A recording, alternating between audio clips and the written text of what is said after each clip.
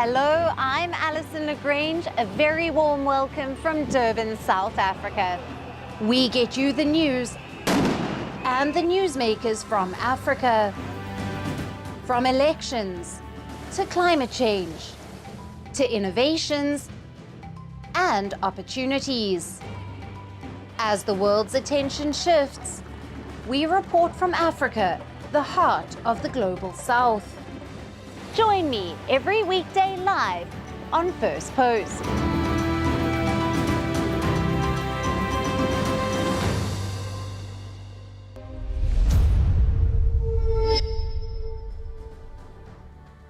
Hello and welcome to First Post Africa, where we get you the top stories from the continent and from across the world. I'm Alyson Le Grange, coming to you live from Durban, South Africa. First, let's take a look at the headlines. Now, in a rare Oval Office address, US President Joe Biden asks Americans to lower the temperature of hostile politics after his rival Donald Trump survived an assassination bid.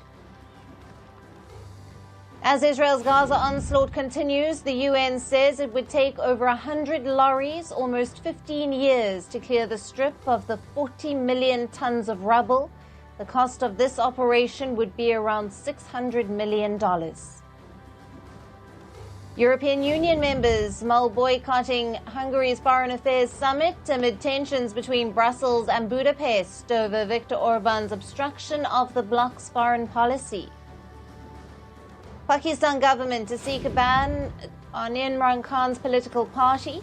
Now, this comes just days after a series of court decisions that favored the former prime minister.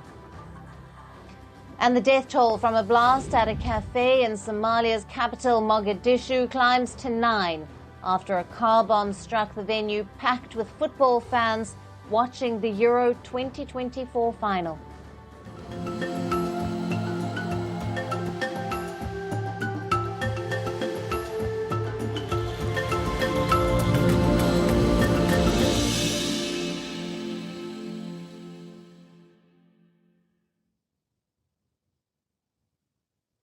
Hello and welcome.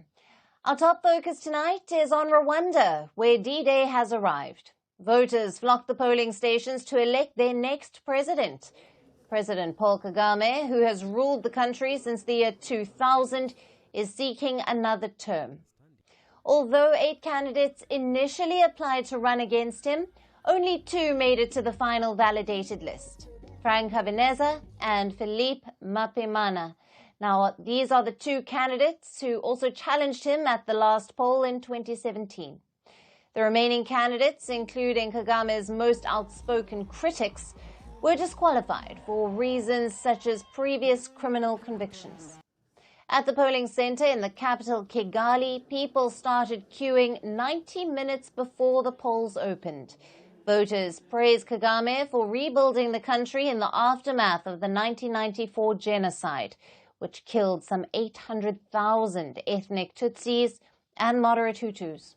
We are voting him because there are many things he has done in the past, and now he's continuing to do many things in the future. So we are very happy because, as you can see, there are many things that you can count on what our president has done. Kagame is looking to win the endorsement of over 9 million eligible voters, who are also electing members of parliament. Provisional results are expected by the 20th of July. In the past, women had no say in this country. We were uneducated. But now we have a say. Our daughters go to school and even our husbands have employment, all because of Paul Kagame. Kagame overwhelmingly secured nearly 99% of the vote in 2017 polls. Following the removal of term limits through a constitutional change, he is widely praised for his role in transforming Rwanda into a prosperous economy. Even during his final campaign, Kagame pledged to uphold the nation's development and stability. We are all gathered here today because we share one vision, and that is what unites us as the people of Rwanda, and we are going to build our nation together without leaving anyone behind.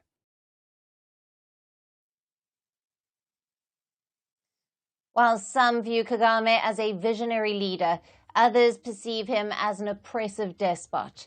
And his re-election may also draw continued global scrutiny because time and again the West has accused the Kagame government of suppressing the media, carrying out political assassinations, and even supporting rebel groups in the neighboring Democratic Republic of Congo. But despite criticism of his rule, Kagame's supporters insist he is the best person to rule the East African country. The upcoming parliamentary elections are set to make history as they will be held concurrently with the presidential vote for the first time. Over 500 candidates are contending for 80 seats in the Chamber of Deputies, marking a significant political event. Currently, the Kagame RPF holds 40 seats, with its allies securing 11. The Green Party, led by Habineza, has 2 MPs. Additionally, there are 24 reserved spots for women, 2 for youths, and 1 for people with disabilities. It is noteworthy that all candidates for these seats must be independent, and the indirect elections are scheduled to take place on Tuesday. Now, for more on this, we are being joined by Dr. Eric Bundy, Professor of Political Science and International Relations at the University of Rwanda, Associate Researcher at the UCL Leuven in Belgium. Doctor, thank you for joining us live from Brussels. Thank you very much for inviting me. Now, this election will extend President Kagame's iron-fisted rule for another 5 years. Can you take us through Kagame's rule, since he perceived by some as an oppressive despot and also praised by others for his role in transforming the Rwandan economy? Thank you very much. To respond to this, I think it's very important to go back to the historical background, but considering the difficult and complex choices and the paradigm shifts. One, immediately after the genocide, having a regime which had to choose the participatory governance or rebuilding the nation under unity and reconciliation. It was a very complex decision, which is the basis for the foundation or a humanization of the society to engage in governance. Second is to see how the choices have been very difficult. Myself, I've been engaged in this research, looking at the perceptions and the political attitudes or political culture, attitudes and behaviors toward political parties, multi-partyism, which led to genocide since the 90s, which was perceived as a negative contribution to the cohesion and the nation building. So coming back to this background and choosing the nationhood or the identity of being all Rwandans as a basis for a positive citizenship and a positive altruism, it was a very, very complex choice. Second, it's about its own foreign policy, basing the international cooperation on the concept of dignity and Rwanda first. This brought a paradigm in its relationship with the external partners, including those who used to impose conditionalities to support the reconstruction. This one is, for example, multipartyism or democracy, which had to come not first, not second, but third, because you had to start with stability and security as an absolute condition to engage. And second is about basic needs, development. It was very important to come out from this chronic poverty and to make sure that we have citizens who can hear and understand the public space, understand the general interest, and engage in a positively way in democracy. So the respect of human rights and democracy can be seen from accepting different political parties which existed in the 90s already, PSD and PL or many others. But the question was now, do we have to keep political parties in the communities or to bring it up? So this is how the forum of political parties have been created.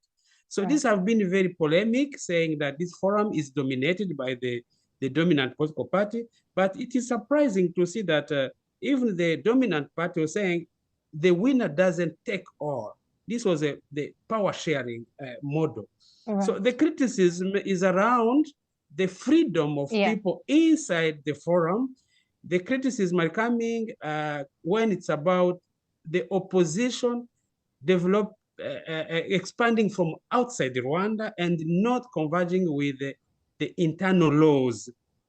So the history of Frank Habineza is a great story, by the way, to be considered, because Frank Habineza started as an independent political party, even if it was inspired by external in Sweden and many other places where the ecology or the Green Party was really prominent. But he decided to come down in Rwanda and register as a political party. And it is very interesting to see Maimana as well, who came from outside. Now he is competing for the second time when he has even a position in government institution. So those trajectories give me the sense of considering other opponent or political parties who have never registered in political parties, like this Pace Imberakuri, who is this Bernard or Victoire. All this is shouting around this. Yes, this Pace, this law should be going and going, considering the context, but also accepting that maybe the ideology of genocide should stop. Absolutely, and never use it as the concept of political majority, considering Hutu as a majority and Tutsi majority. These have been always sensitive. So I would end by saying it's very important to see this accountability. Let me interrupt you here. Yes. Yes. Yeah. So Paul Kagame has drawn global scrutiny. He has been accused of crushing opposition, dissent, suppressing the media, and even carrying out political assassinations. Now, many opposition leaders were barred from contesting the election, and with his return certain, in your view, is the electoral process a sham? I think it's very important to see those actors of democracy, including women, youth, but especially civil society organizations, political parties, and media.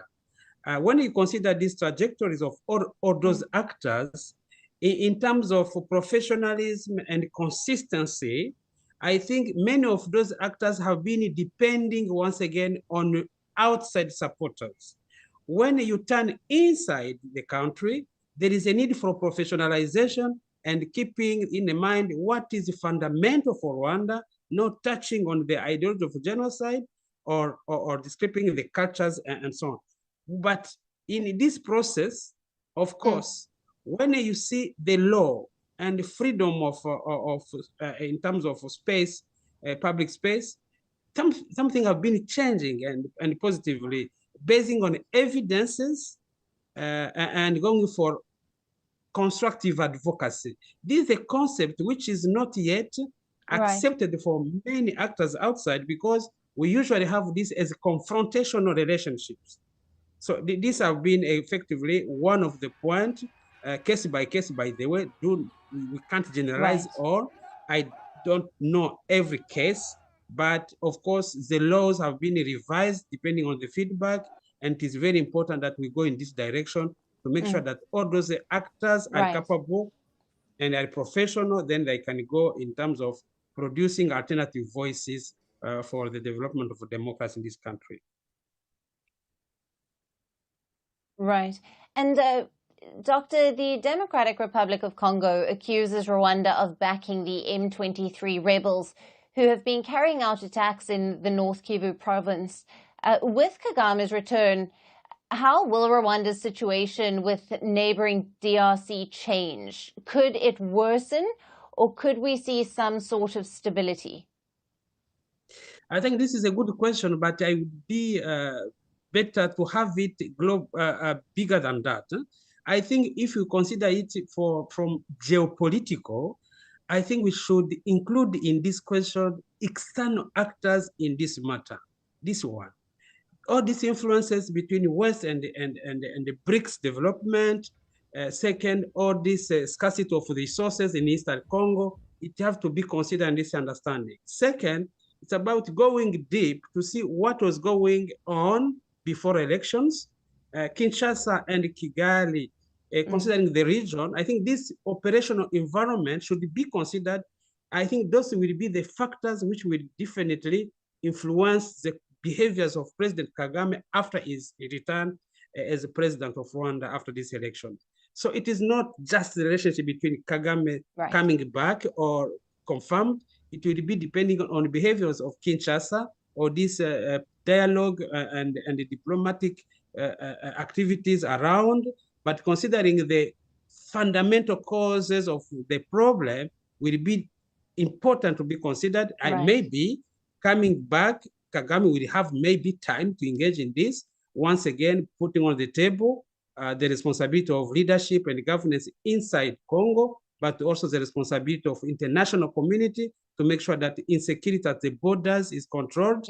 But third, once again, to make sure that Rwanda and Congo are seeing themselves as a potential and positive neighbors in terms of regional integration. I think all this requires time, because I think it will be very important to have Kagame back and maybe to deal with that.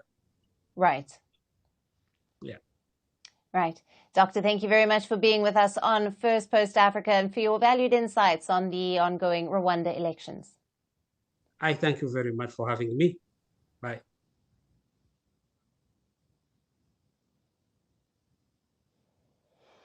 Shifting focus to Kenya now, a horrific incident has left the already troubled African nation even more distressed. The Kenyan police say they have arrested a suspected serial killer who has confessed to murdering 42 women before dumping their mutilated bodies in a Nairobi garbage site.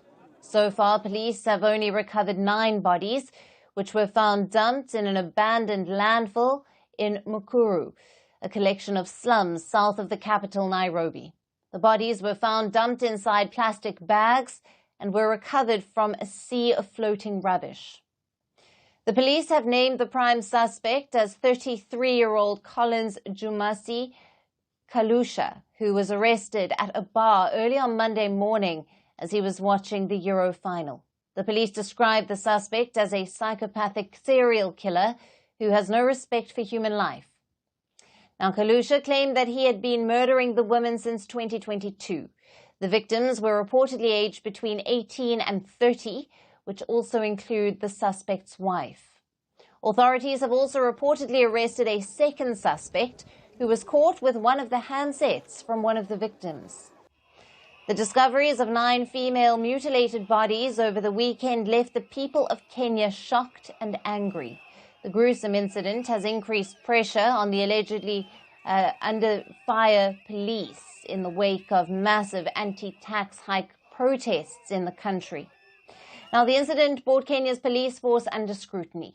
As Kenya's police watchdog, the Independent Police Oversight Authority also began a probe into a possible police involvement in the case. The recovery of the mutilated bodies has occurred just 100 meters away from a police post, driving the suspicion. Kenya's newly appointed police chief has said that all officers at the police station located near the landfill have been transferred. Despite this, tensions remained high as locals clashed with the police at the crime scene, and police used tear gas to disperse the angry crowd. The incident comes just days after Kenya's former police chief, Japhet Koome, resigned following weeks of deadly protests against the proposed tax hikes.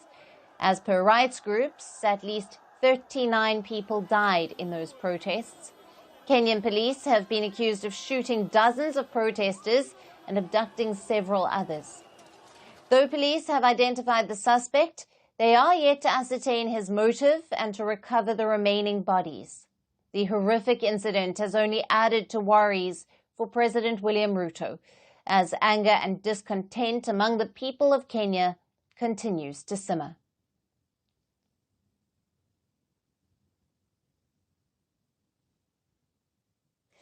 And now moving on to Nigeria, where a school exam day turned into a disaster.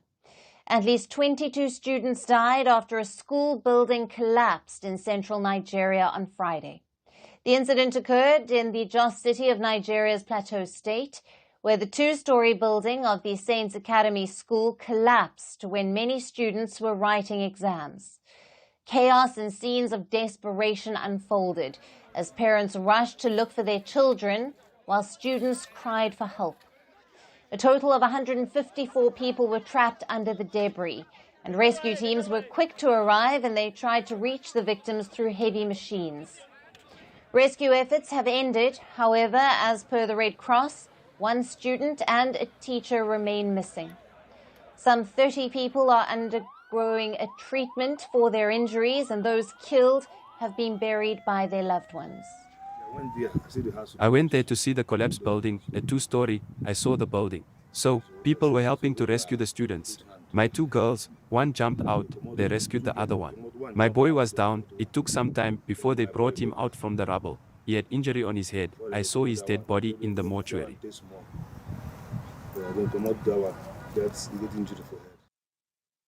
The cause of the collapse is not clear, but residents said it came after 3 days of heavy rains.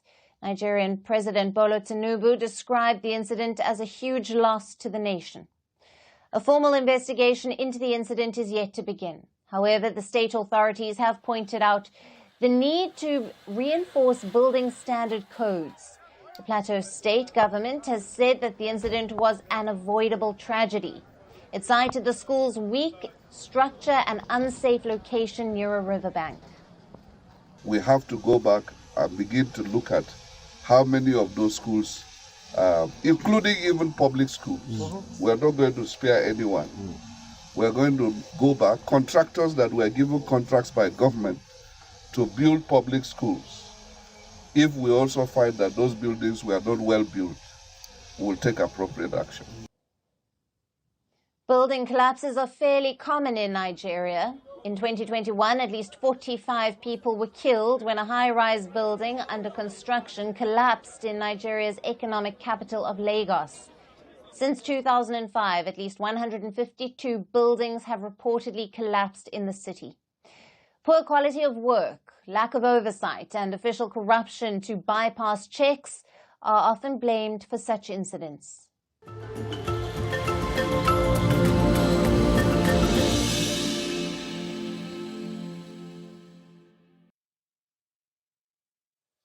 And finally, to our special segment, Resurgent Africa. Amid reports of coups and crises that dominate the headlines from the continent, we get you positive stories that often get overlooked.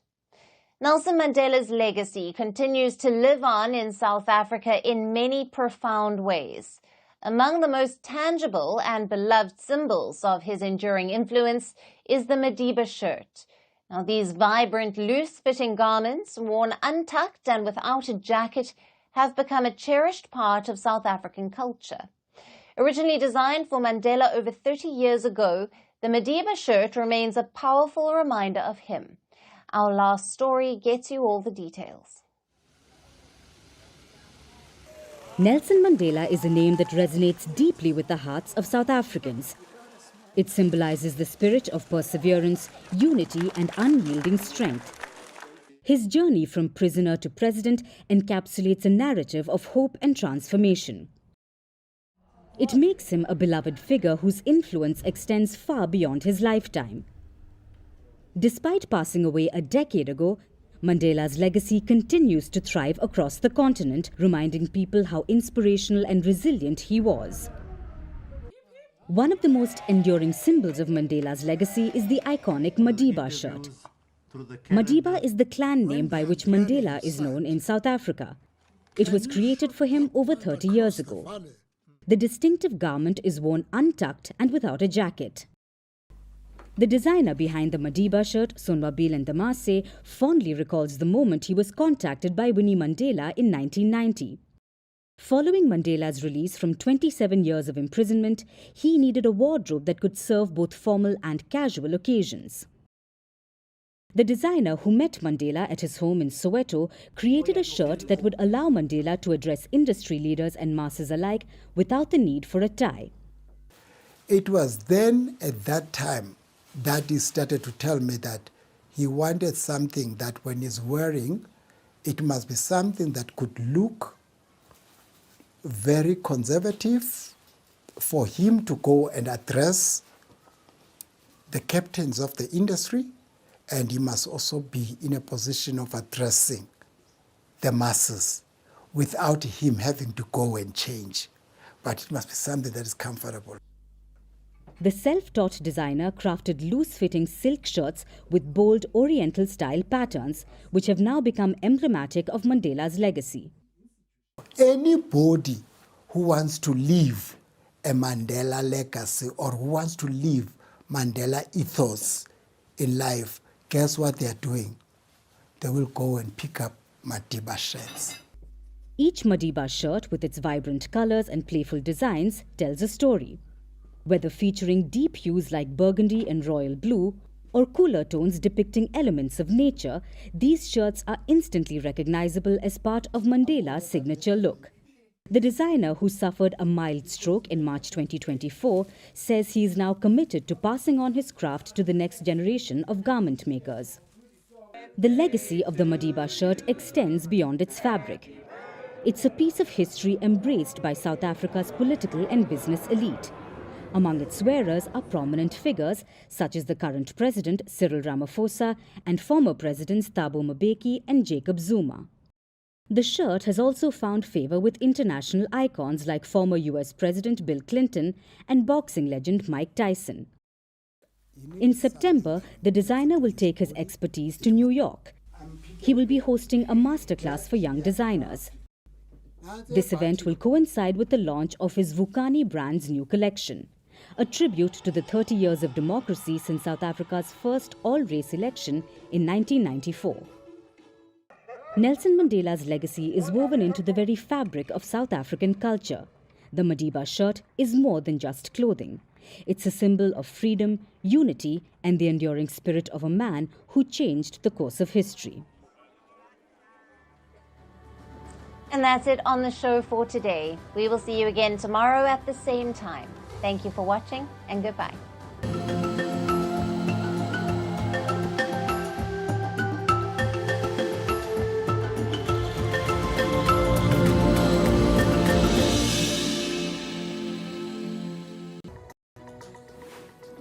Former U.S.